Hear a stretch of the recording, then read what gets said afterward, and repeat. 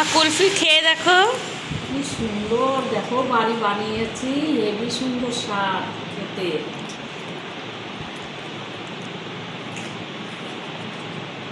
কি সুন্দর স্বাদ হয়েছে, বাড়িতে বানানো তো। বন্ধুরা যদি খেতে চাও চলে আসতে পারো। বাড়ি তৈরি করা মটকা আইসক্রিম খেতে সেই স্বাদ হয়।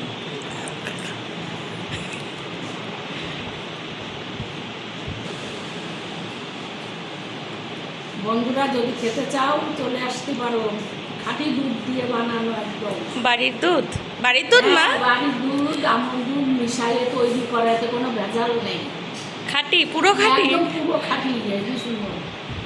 বাড়ি তৈরি করা একদম খাঁটি খাঁটি দুধ, আমুল দুধ দিয়ে তৈরি করা, সেই খেতে স্বাদ লাগে।